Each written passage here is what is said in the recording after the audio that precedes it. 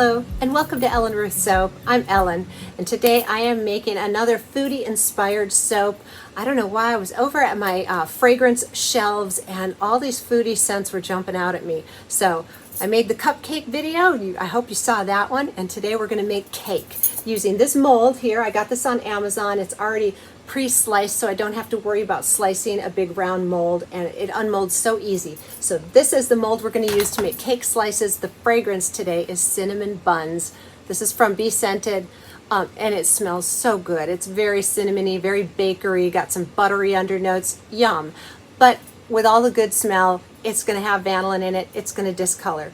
So what I'm gonna do is color it, most of it, with this gingerbread brown mica from Wholesale Supplies Plus, because that's beautiful. So we'll bump it up, but I'm going to pull off a portion of the batter and leave it unscented so that it won't discolor, and I'll probably add a touch of TD in there to keep it nice, bright and white. And so we'll do a swirly pour, and in the pot swirly pour for each of the cake slices, and then I'll put some of the white unfrosted, or unscented, it's frosting, some of the white unscented piping down, and we'll do little dollops to kind of make it look frosted and beautiful. And I may put some, glitter or sparkles or something. I'm still thinking about it. But each cake slice is going to get some dollops of creamy frosting down on top, and it should just be lovely and smell delightful, and all the foodie goodness of a foodie type soap, which I love. I will share the full recipe for today's soap down below and show you how I, being not very mathematically inclined, figure out how much soap I need. So what I do, super simple, is I put this on a tray on my scale, tear it out, and I fill one of the cavities up with water, and that's going to be about, and then I times it by the amount of slices, so 8 slices, and that's going to be my volume of batter for the cake, and then I want extra for the frosting. So that is how I come up with a rough number when I go to calculate my soap batter and how much I need. If it's a square mold, you can do math and figure out the equation, and that's in my soap mold video. I tell you how to figure out the volume of a soap mold. But when I have, odd shaped molds and I'm not sure, I don't want to run through the mathematical equations because that's not my strong suit. I just fill them up with water, and that's thereabout. So we know oil weighs a little bit less than water, but it gets me in the ballpark, and I'm happy with that because when I fill these up, I'm not filling them right to the brim anyway. So if they're just a hair shy, I'm good with that. So kind of went on about filling this up, but that's how I figure out the quantity of soap that I need for today's recipe, which again is going to be down below. So let me get everything pulled together, and we will come back and make some cinnamony, delightful cake slice soap. All right, we're back, and it's soap additives time. But first I want to talk about the fragrance oil blend that I have going on here. This cinnamon buns fragrance from Be Scented has a very low IFRA value, which is the safe amount that you can use without possible skin irritation. And it was so low that I didn't think we would smell it in the soap. So I put a teeny bit of this, so I'm still in the safe range, and I added some apple caramel crunch because it kind of went along with the really foodie, delicious scent. So that is one reason when you have a fragrant oil, you always want to look up the usage rate because they can vary greatly. So that's a note on the fragrance oil, but now let's get to the additives in here. Again, it's a foodie soap, so I am going to be adding my heavy cream powder like I did in my little cupcake video because it makes a beautiful bar of soap and it's foodie, and I thought it went along with the theme. So this is a smaller batch. I'm not going to add my full scoop. I'm going to go kind of shy, like half a scoop. That's probably about a teaspoon and 2 teaspoons maybe. We'll throw that in there. And the same with my oats and my clay. I'm going to add a shy scoop here, a couple of teaspoons. I'm not super specific. As long as you're not using a crazy high amount of dry powders, you don't have to worry too much there. It's probably a tablespoon of kaolin clay. There it is. I'm going to get this all blended up, and then we will get back to making soap.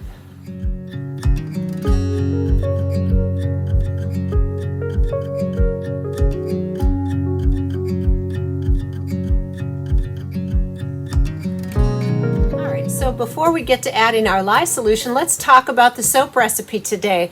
And I had to prep all my oils and lye the other night because I had so many batches to prep. So I'm sorry I didn't bring you along for that, but I will tell you what's going on in here today. We've got 15 ounces of coconut oil, 15 ounces of palm oil, 2 ounces of cocoa butter, 6 ounces of almond oil, and 32 ounces of olive oil. That's what's going on in here right now, plus all those additives we added in. And so the game plan is, I measured out this with the water, like I said, and I want to fill these with about 5.5 ounces of soap batter in each container, or in each cavity here. So I need to pour off in my unscented bucket, which has a little titanium dioxide, that's water-soluble TD in there. I need to pour off about 19 ounces of the soap batter in here to do swirls and frosting on top. So just want to tell you kind of the game plan for what I'm doing, and the numbers are thereabouts. These don't have to be filled right to the brim. I want them to be just a hair shy, but I definitely want enough left over to do some little cream dollops on top because I think it'll really add to the look. So, let me show you the piping tip. This is an Atico 888, and it's a real big tip, and it just has that sort of swirly star on the top. I just think it makes a really pretty, scrumptious looking dollop in the frosting. So there's everything. Let me push this out of the way, and let's get our lye solution over. What we have going on in the lye pot is 20 ounces of water and 9.8 ounces of sodium hydroxide, which is lye. I did add, when I poured my 20 ounces of water, I did put a tablespoon of cane sugar in there, dissolve it, threw in a little bit of tussa silk fibers, and then I put my 9.8 ounces of lye in there and got it up to the heat mass melts the silk is what I'm trying to say. And when you are adding sugar to your soap, you want to dissolve it before you add your lye. Trust me, it just doesn't go the other direction well. And you can omit it. If you don't want sugar in your lye water, please leave it out. It's not a big deal. You don't need it to make a beautiful bubbly bar. It'll be great without it. But sugar is a lather booster. That's why I added in there. All right, let's get our lye water poured in here. And then after I pull off the white portion, I'll do an in-the-pot swirl before we pour it into our little cake mold here.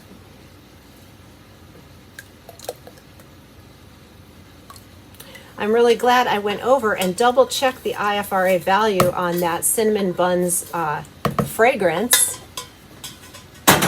I'd had it sitting over on my fragrance shelf, and I hadn't noted on there that there was a caution with cold processed soap making, and I'm really glad I went and double checked that. So always double check when in doubt. So I'm just going for an emulsion here, and then I'm going to split off for my titanium dioxide, and then I will add my brown color in here. And the brown color just helps it discolor evenly. Technically, you might not even need it, but I find when I have a discoloring fragrance, if I go ahead and add a color to aid it along, it just makes a nice, smoother discoloration.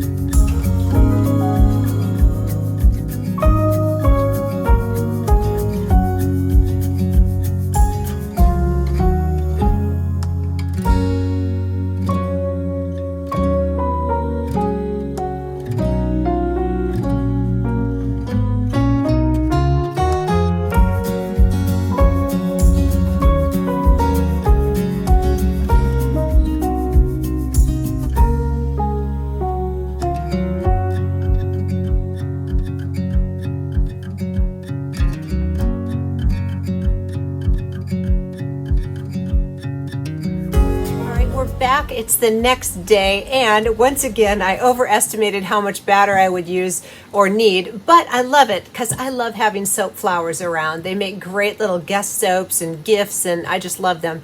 Pardon my bandages. I had a shopping cart accident at the store and banged my fingers up, but anyway, let's get back to the soap. I'm going to unmold a couple of these so you can see how cute these little flowers come out. I just love them.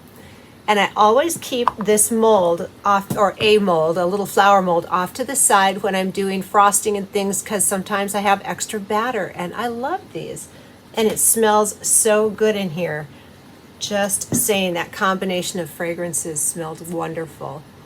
So let's get each one of these out, and then we will get on to our beautiful cake over here. How fun is that?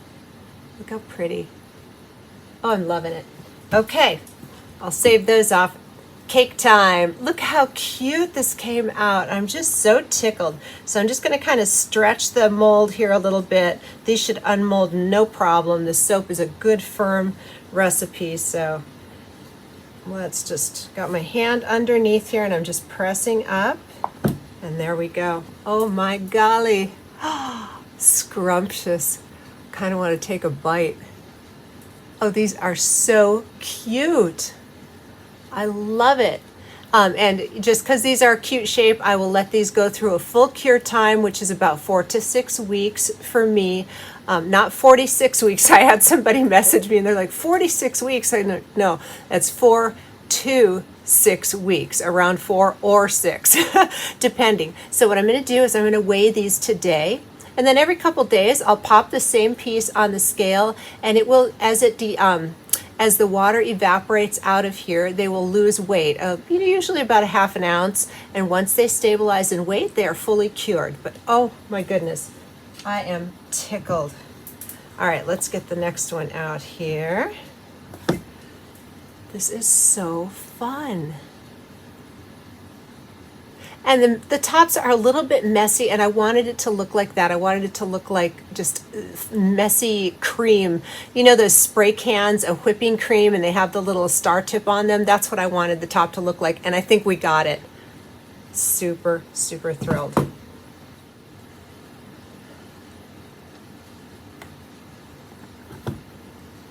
Oh, look at the back side of this one. Love it, that in the pot swirl. And as you use this bar, if you use it for a soap, you'll see the different swirls come out as you work your way through. And that is so fun. Look at the little twirl on top. I'm just tickled with these. They were so fun to do. I love mixing it up every once in a while. These are so fun. So I'm not going to do any stamping or beveling because, first of all, this cake mold has rounded edges. So these are very comfortable in the palm of my hand. There's no sharp edges on there for beveling. And I don't think I want to put my stamp on here. They're just so cute. I'm not going to mess with a good thing. So there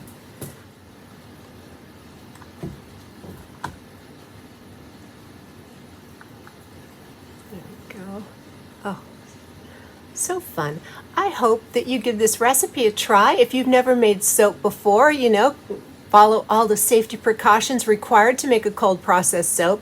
Soaping is really fun. I will just say that if you've never made soap. And if you're a soaper already, give it a try. Let me know what you think. And if you've tried a cake soap before, these are so cute and fun. But this is a very chunky bar of soap. Let me get my scale over. And let's go ahead and weigh this. And I will tell you what one of these slices weighs. It's a nice hefty bar. Wow.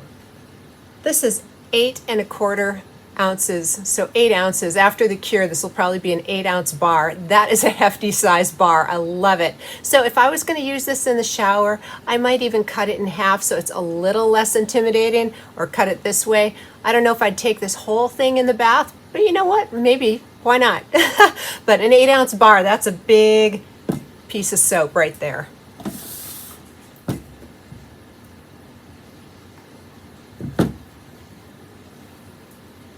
Well, I thank you so much for joining me today. I hope you had as much fun watching this as I had making it. It was really fun, and it smells great. I will say that. The combination of the fragrances, it's a thumbs up for me. So thank you so much for joining me, and I hope you have a wonderful day.